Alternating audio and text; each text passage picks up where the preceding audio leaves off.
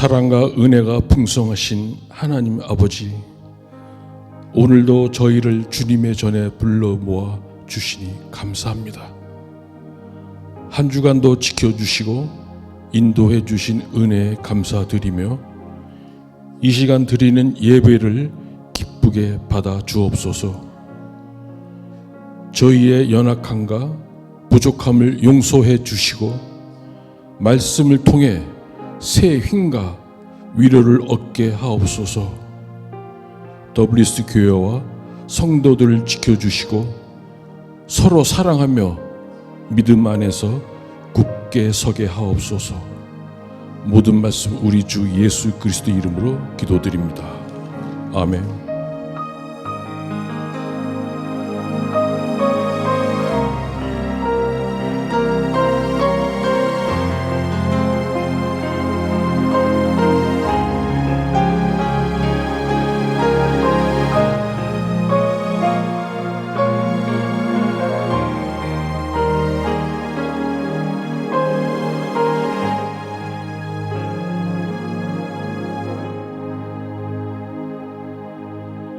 아멘.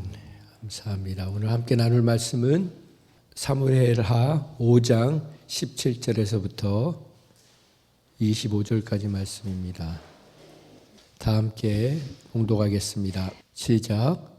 이스라엘이 다윗에게 기름을 부어 이스라엘 왕으로 삼았다 함을 블레셋 사람들이 듣고 블레셋 사람들이 다윗을 찾으러 다 올라오매 다윗이 듣고 요새로 나가니라. 블레셋 사람들이 이미 이르러 르바임 골짜기에 가득한지라. 다윗이 여호와께 여쭈어 이르되 내가 블레셋 사람에게로 올라가리이까? 여호와께서 그들을 내 손에 넘기시겠나이까? 하니 여호와께서 다윗에게 말씀하시되 올라가라. 내가 반드시 블레셋 사람을 내 손에 넘기리라 하신지라. 다윗이 바알 브라심에 이르러 거기서 그들을 치고 다윗이 말하되 여호와께서 물을 흩음같이 내 앞에서 내 대적을 흩으셨다 하므로 그곳 이름을 바알 브라심이라 부르니라.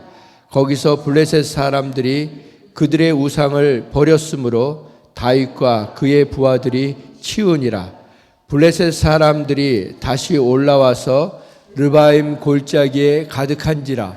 다윗이 여호와께 여쭈니 이르시되 올라가지 말고 그들 뒤로 돌아서 뽕나무 숲을 맞은편에서 그들을 기습하되 뽕나무 꼭대기에서 걸음 걷는 소리가 들리거든 곧 공격하라. 그때 여호와가 너보다 앞서 나아가서 블레셋 군대를 치리라 하신지라. 이에 다윗이 여호와의 명령대로 행하여 블레셋 사람을 쳐서 게바에서 게셀까지 이르니라. 아멘. 오늘은 전쟁을 허락하시는 이유라는 제목으로 함께 말씀을 나누겠습니다. 오늘 본문의 내용은 다윗이 블레셋과 두 번에 걸쳐서 전쟁을 하는데 모두 이겼다는 내용입니다. 그런데 다윗이 전쟁에서 이길 수 있었던 것이 다윗의 위대함이나 다윗이 전쟁을 잘해서거나 이스라엘의 군사력이 강해서거나 군인이 많아서거나 무슨 첨단 무기를 써서가 아니라 전적인 하나님의 은혜였다고 말하고 있는 것입니다.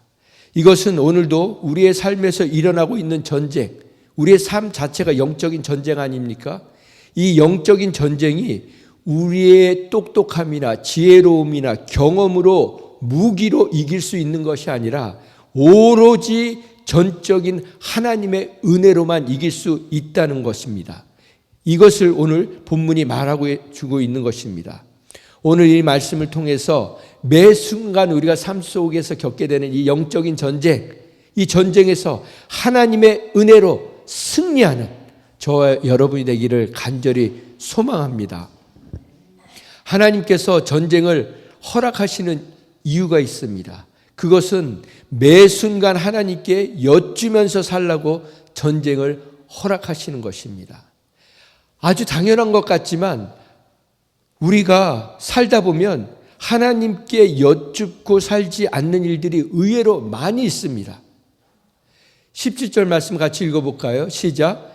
이스라엘이 다윗에게 기름을 부어 이스라엘 왕으로 삼았다 함을 블레셋 사람들이 듣고 블레셋 사람들이 다윗을 찾으러 다 올라오매 다윗이 듣고 요새로 나가니라.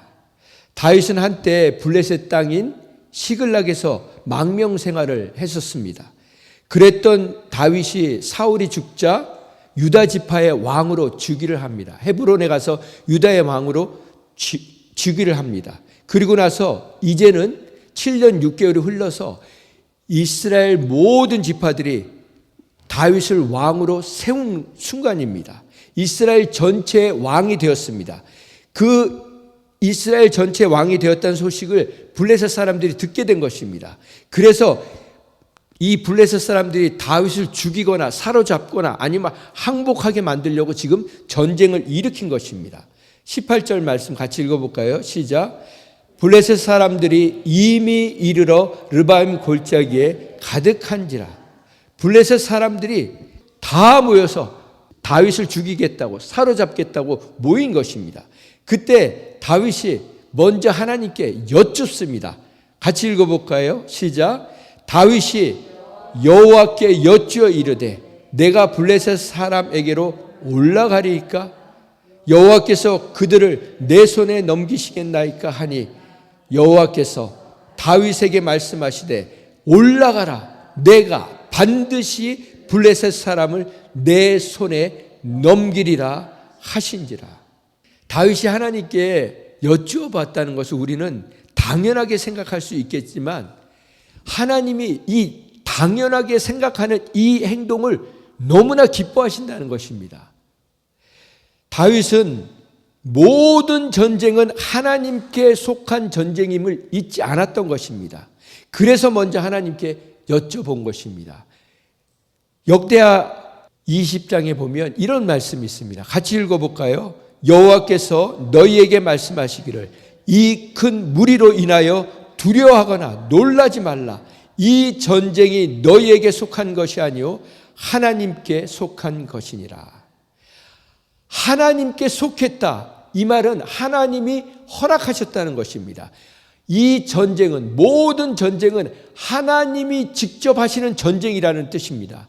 하나님이 전쟁을 허락하시고 그리고 친히 전쟁을 하시는 분이라는 말입니다. 이 말을 다른 말로 하면 우리가 일상을 살아가면서 매일 반복되는 일상을 살아가면서 영적인 전쟁을 살아가지 않습니까?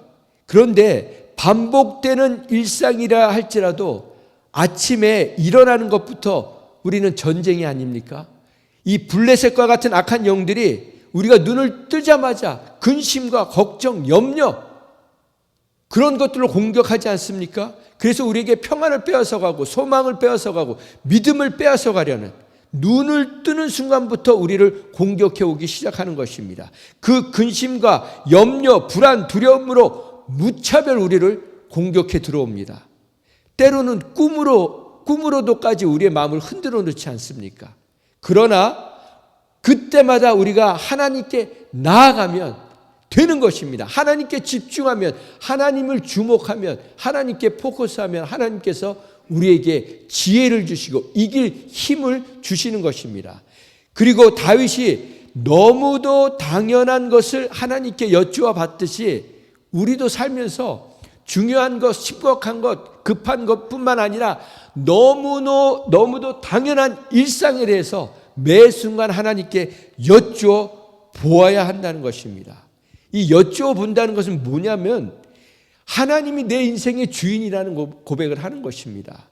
하나님이 우리의 주인이라는 것, 이 선언과 고백이 너무나도 중요합니다. 왜냐하면 우리가 이렇게 먼저 여쭈어보고 하나님의 음성을 듣고 나서 어떤 일을 하면 그 일은 더 이상 내 일이 아니고 하나님의 일이 됩니다. 그 일에 대한 책임은 우리가 듣고 순종을 했다면 그 책임은 하나님이 져주시는 것입니다. 그래서 우리는 말씀해 주신 그 주님께서 책임도 주신다는 그 믿음 때문에 기쁨으로 듣고 순종해야 되는 것입니다. 다윗은 하나님께 여쭤봄으로 인해서 자신에게 속한 전쟁이 아니라 하나님이 치르시는 전쟁임을 자신뿐만 아니라 자신과 함께 싸우는 모든 백성들에게 교육을 시키고 있는 것입니다. 블레셋 사람들이 날 잡으러, 날 죽이려고 왔다고 생각을 했는데 그게 아니고 하나님 앞에 여쭙니까 이제는 하나님이 친히 앞장서셔서 그 싸움을 싸워주시는 하나님의 일, 하나님의 전쟁이 된 것입니다. 하나님이 수동적인 분이 아니라 능동적으로 우리의 일상에서 구체적으로 도와주시는 분이 되는 것입니다.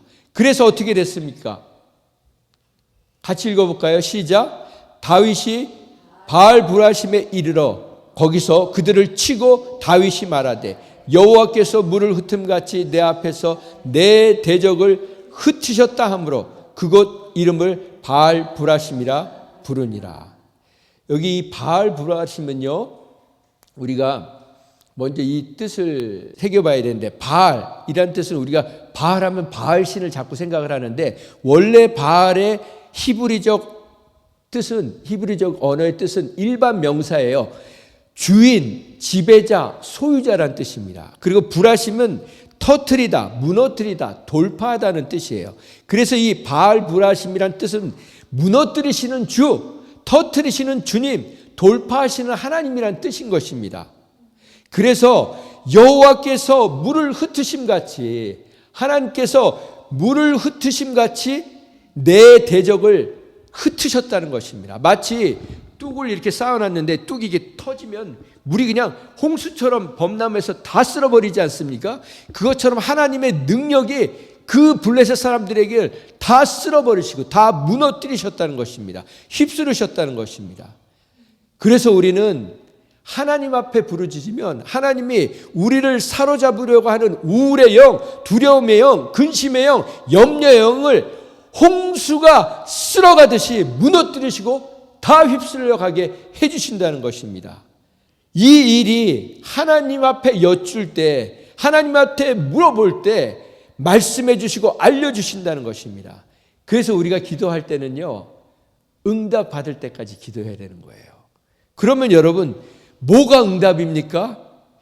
마음의 평안을 주시는 게 응답이에요.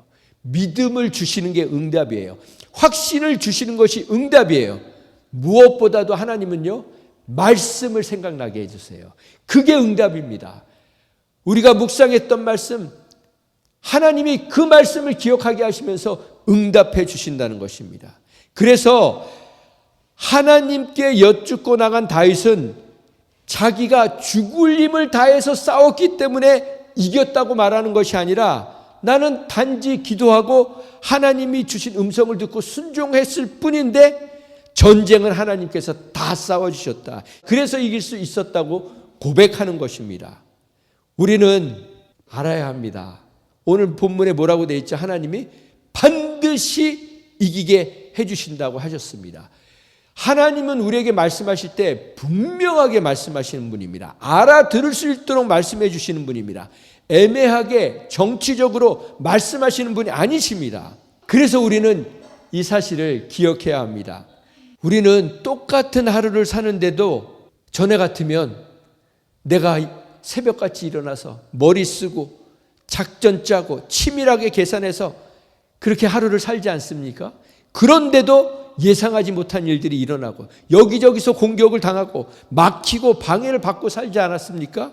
그런데 하나님 앞에 먼저 여쭙고 하루를 시작하니까 나는 아직도 좀 준비가 덜 된 것 같은데 하나님께서 미리 예비해 주시고 막아주시고 길을 열어주시고 인도해 주시고 이끌어 주시고 필요한 사람들을 만나게 해주시고 매 순간 그런 일들을 경험하게 되면요, 하루를 바쁘게 지내도 그렇게 피곤하지 않아요.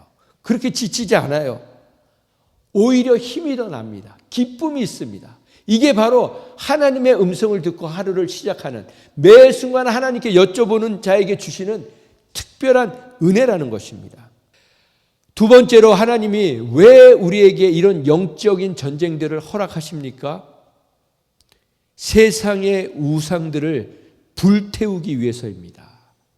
우리가 조금 전에도 우리의 우상들을 태울 성령의 불을 내려달라고 찬양하지 않았습니까? 영적인 전쟁을 허락하시는 이유는 우상들을 불태우기 위해서 허락하신다는 것입니다. 21절 말씀 같이 읽어볼까요? 시작. 거기서 블레셋 사람들이 그들의 우상을 버렸으므로 다윗과 그의 부하들이 치우니라. 이 똑같은 내용의 말씀이 역대상에 나와요. 역대상 14장 12절에는 이 말씀을 이렇게 기록했습니다. 같이 읽어볼까요? 블레셋 사람이 그들의 우상을 그곳에 버렸으므로 다윗이 명령하여 불에 사르니라. 블레셋 군대들이 그 우상들을 놓고 도망간 거예요. 다윗이 그것을 보고 불태워버리라고 하는 것입니다. 우리가 싸우는 영적인 전쟁의 목적은 사탄과 사람들이 만들어 놓은 우상들을 불태우는 것입니다. 우리의 인생은, 우리의 삶은 끊임없는 이 영적인 전쟁의 연속입니다. 한순간도 전쟁 가운데 살아가지 않는 순간이 없습니다.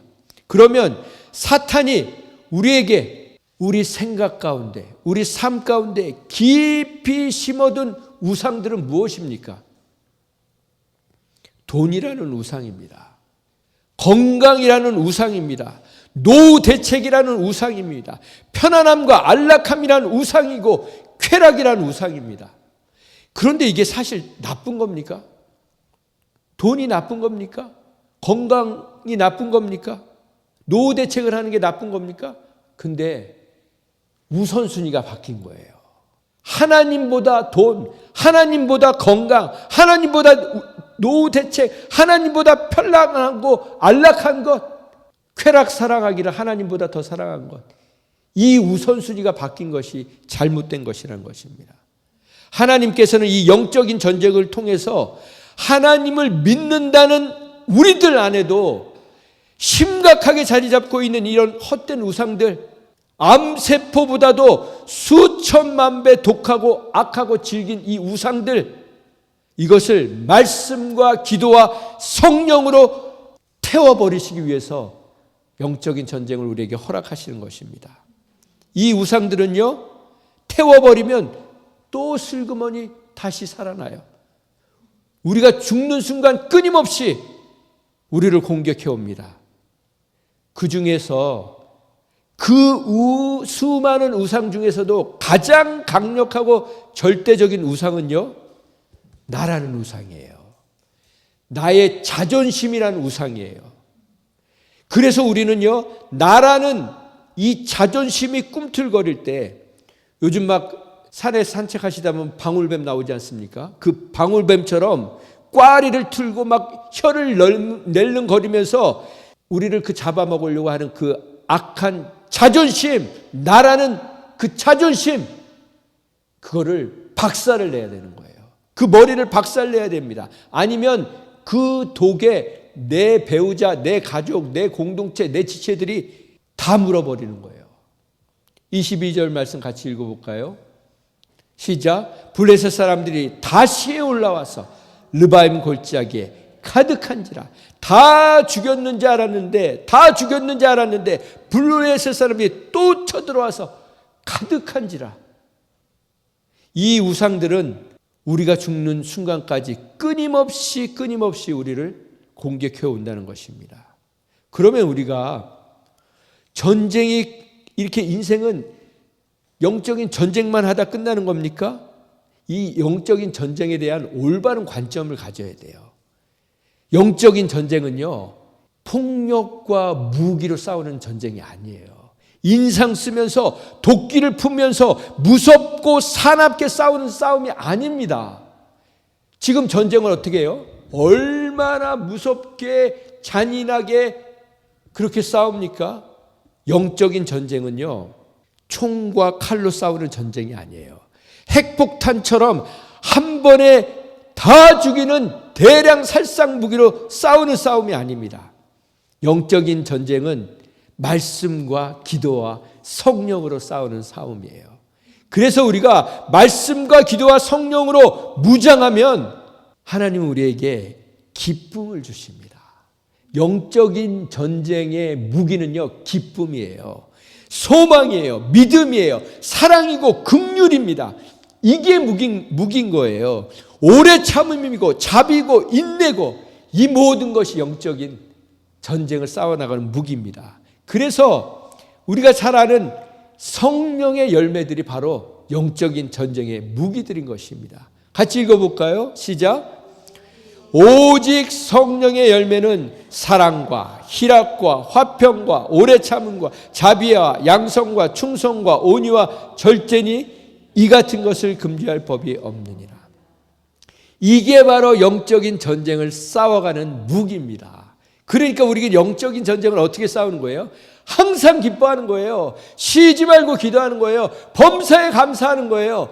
그게 바로 우리가 영적인 전쟁을 싸워나가는 것입니다. 인내하고 오래 참고 용서하고 자비를 품고 긍휼을 베풀고 이게 바로 영적인 전쟁에서 승리하는 것입니다. 성령의 열매를 나도 먹고 남도 먹이는 전쟁, 그게 바로 영적인 전쟁인 것입니다. 그래서 영적인 전쟁은요, 하면 할수록 겸손해져요. 온유해져요. 평안해지고 형언할 수 없는 기쁨과 만족과 감사와 행복과 자유함이 있는 것이 바로 이 영적인 전쟁입니다. 그래서 하나님이 우리에게 전쟁을 허락하시는 것입니다. 이 영적인 전쟁은요, 싸워갈수록 강건해져요. 담대해집니다. 그리고 성숙해집니다. 그래서 우리는 매일 똑같은 상황에서도 똑같이 하나님께 여쭈어보면서 살아야 합니다. 왜냐하면 똑같은 상황에서 우리가 똑같이 대처한다고 똑같은 결과가 나오지 않아요. 그래서 오늘 다윗은 똑같은 상황에서 다시 한번 하나님 앞에 똑같이 여쭈어봅니다. 그런데 하나님이 다른 방법을 말씀하시죠. 같이 읽어볼까요? 시작. 다윗이 여호와께 여쭈니 이르시되 올라가지 말고 그를 뒤로 돌아서 뽕나무 숲을 맞은편에서 그들을 기습하되 뽕나무 꼭대기에서 걸음 솟는 소리가 들리거든 곧 공격하라. 그때 여호와가 너보다 앞서 나아가서 블레셋 군대를 치리라 하신지라. 이에 다윗이 여호와의 명령대로 행하여 블레셋 사람을 쳐서 게바에서 게셀까지 이르니라. 하나님께서는 항상 같은 방법이 아닌 다양한 방법, 새로운 방법으로 우리를 이끌어 가십니다. 그래서 영원은 전혀 지루한 게 아니에요. 영생은 지루한 삶이 아닙니다. 날마다 순간마다 새로운 곳이 바로 천국입니다. 그리고 우리가 영원히 살 영생입니다. 전혀 지루하거나 진부하지 않는 새로움이 영원한 곳, 그것이 바로 천국입니다. 그래서 하나님께 여쭤보니까 이리는 뭐라고 말씀하십니까? 그때 여호와가 너보다 앞서 나아가서 블레셋 군대를 치리라 하신지라. 하나님이 너보다 앞서 나갈 것이다. 돌격 앞으로가 아니라 나를 따르라 하신다는 겁니다. 그래서 안심하라고 하시는 것입니다. 담대하라고 하시는 것입니다. 기대하라고 하시는 것입니다. 우리는 알아야 합니다. 우리의 아버지이신 하나님께서 늘 우리보다 앞서가셔서 친히 우리를 위해 싸워주시는 분이신 것을 알아야 합니다. 그래서 우리는요, 하루하루를 살 때, 매일을 살 때 기대 없이 사는 사람은 정말 바보 같은 사람입니다. 하나님을 믿는다고 하면서도 하루를 믿음 없이 기대 없이 사는 건요, 바보같이 사는 거예요. 그래서 아침에 일어나면 우리는 뭐라고 해야 됩니까? 아버지, 오늘도, 아빠, 오늘도 어떻게 일을 행하실지 내가 기도한다고. 오늘 하루 동행하면서 어떤 일들을 우리에게 베푸실지 그걸 기대하고 사는 것이 자녀의 마땅한 도리인 것입니다. 그래서 우리는요, 수천 번, 수백 번 예배를 드려도 이 예배가 날마다 새로운 것은 하나님을 기대하고 바라고 소망하는 자에게는 날마다 끊임없는 은혜와 사랑을 폭포수와 같이 부어주시기 때문입니다.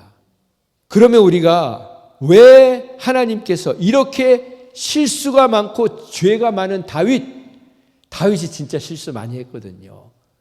죄를 지었습니다. 그 다윗을 이스라엘의 왕이 되게 하셨나?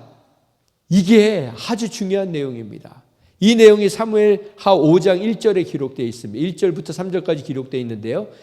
이스라엘 모든 지파가 모여서 이제 다윗을 통일 이스라엘의 왕으로 세우는 장면입니다. 같이 읽어볼까요? 이스라엘 모든 지파가 헤브론에 이르러 다윗에게 나와 이르되 보소서 우리는 왕의 한 골육이니이다.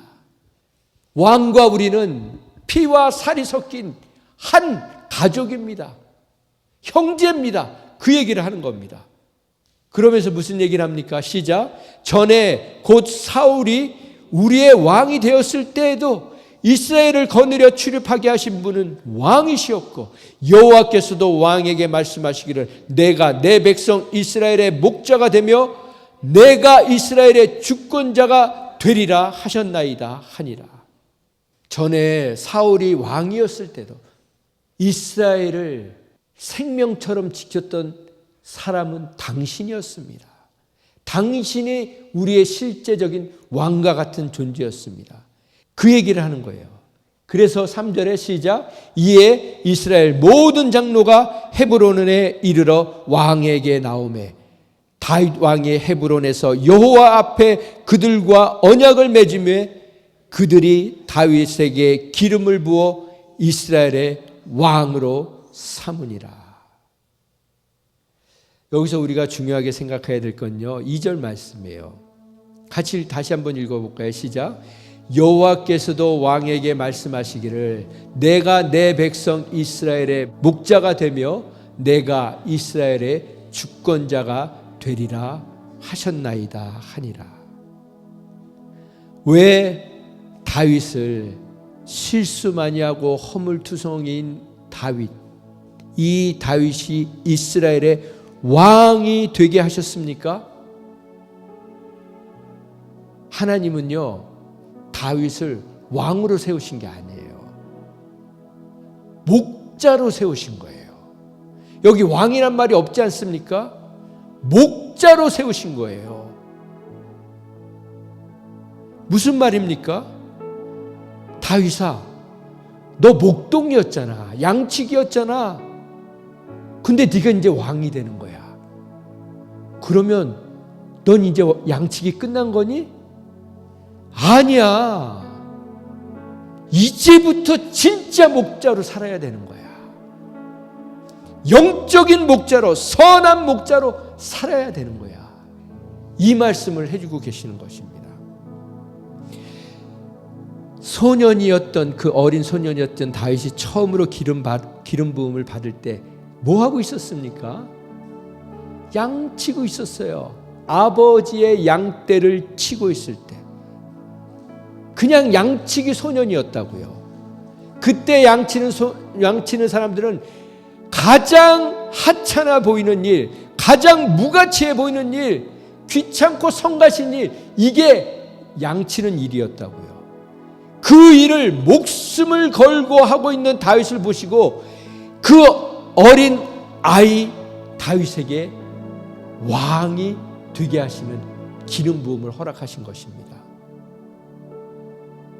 그래서 지금 우리에게 허락하신 그 작아 보이는 일, 하찮아 보이는 일, 귀찮아 보이는 일, 사소해 보이는 일, 작아 보이는 일, 그 일이 너무나도 중요한 거예요. 그래서 예수님이 뭐라고 말씀하십니까? 나는 선한 목자라. 선한 목자는 양들을 위하여 목숨을 버린다. 양들을 위해 목숨을 버리는 것, 이것이 바로 다윗을 왕이 되게 하신 이유라는 것입니다. 왕 위에서 군림하고 권세를 휘두르는 왕이 아니라 끝까지 너가 처음 기름 부음 받은 그 순간을 잊지 말고 이스라엘 백성을 하나님 뭐라고 하셨어요? 다윗의 백성이라고 하지 않고 내 백성이라고 하셨어요. 하나님의 백성이라고 하셨어요. 하나님의 백성. 예수님도 똑같이 베드로에게 너의 양이 아니고 내 양을 먹이라고 하신 것처럼 똑같은 말씀을 하신 것입니다.